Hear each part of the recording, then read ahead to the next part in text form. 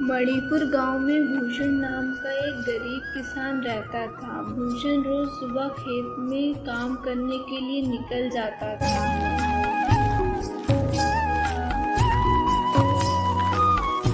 भूषण खेत में पहुंचते ही काम करने लगा।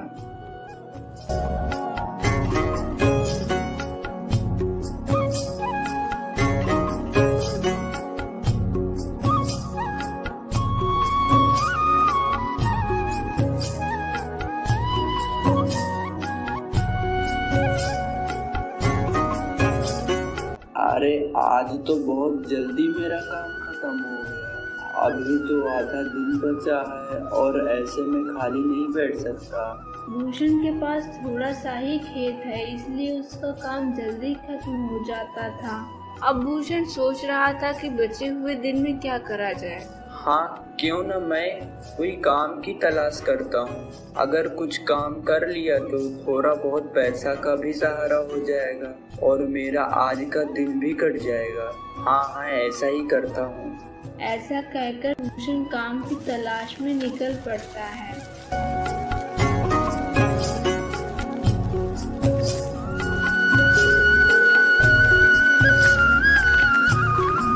भूषण काम की तलाश करते करते गांव के एक धनी सेठ के पास पहुंच जाता है और उनसे काम के लिए बोलता है।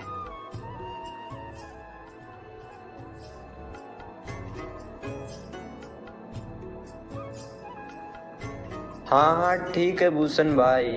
कल से तुम्हारे खेत का काम खत्म करने के बाद हमारे खेतों में काम करने के लिए आ जाया करो। मैं तुम्हारी मेहनत का जो भी पैसा होगा वो मैं तुम्हें दे दिया करूँगा। ठीक है सेठ जी, आपका बहुत बहुत धन्यवाद। आपने मेरी मजबूरी को समझा और मुझे काम दिया।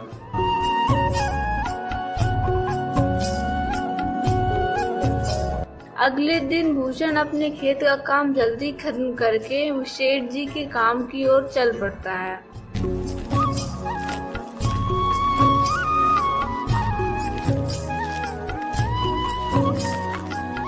सेठ जी के खेतों में भूषण ने काम करना चालू कर दिया।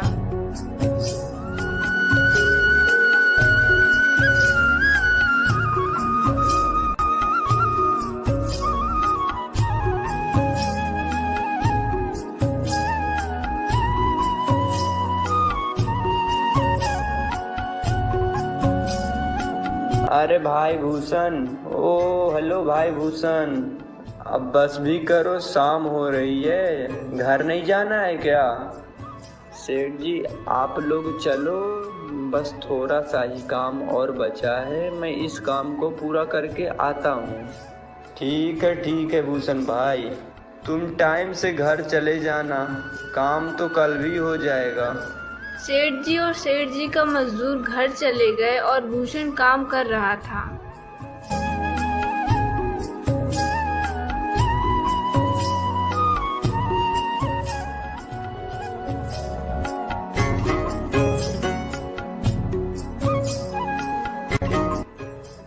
अरे ये क्या था? खोद कर देखता हूँ। भूषण उस जगह की मिट्टी को हटाकर देखता है तो उसे वहां पर एक संदूक मिलता है। भूषण ने उस संदूक को बाहर निकाला और खोलकर देखता है।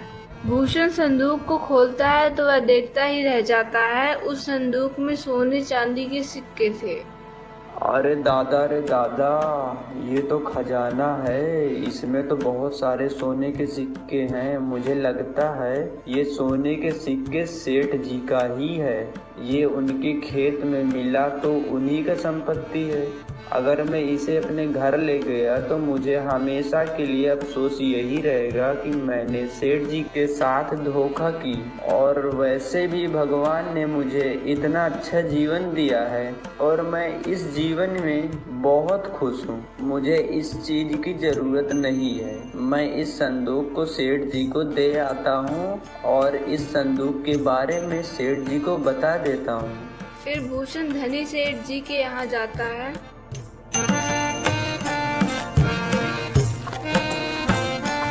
और उस संदूक के बारे में सब बता देता है। सेठ जी यह बात सुनकर आश्चर्यचकित हो जाते हैं। अरे भूषण, शायद ये मेरे दादाजी का संदूक लगता है। मेरे दादाजी ने सारे सोने चांदी और धन इसी संदूक में रखे थे। मैंने कितनी बार इस संदूक को खोजने की कोशिश की, लेकिन मैं नाकामयाब रहा। भूषण, तुम तो महान हो और ईमानदार भी। इतना सारा धन देखकर भी तुम्हारे मन में थोड़ा सा भी लालच नहीं आया। सेठ जी, मैं इस धन का क्या करूंगा? भगवान ने मुझे जो दिया है मैं उसी में बहुत खुश हूँ सेठ जी। ये आपकी संपत्ति है। अगर मैं इसे ले जाता तो आपके साथ धोखा होता और मैं कभी खुश नहीं रहता। और वैसे भी आप बहुत भले इंसान हो, आप सबकी मदद करते हो, तो इस संपत्ति के असली हकदार तो आप ही होते हो। वाह भाई भूषण, वाह! तुमने तो मेरा दिल खुश कर दिया। तुम्हारे जैसा ईमानदार और सच्ची सोच वाले लोग इस संसार में मिलना बहुत ही मुश्किल है भूषण भाई। भूषण भाई, तुम्हें मेरी ओर से कुछ तो लेना होगा। आज से मैं ये खेत तुम्हें देता हूँ।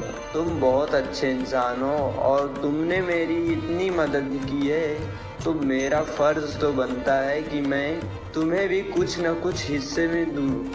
आपका बहुत बहुत धन्यवाद सेठ जी। आपने तो मेरा जीवन ही धन्य कर दिया सेठ जी, धन्यवाद। तभी से भूषण उसी सुखी सुखी अपने खेतों में काम करने लगा।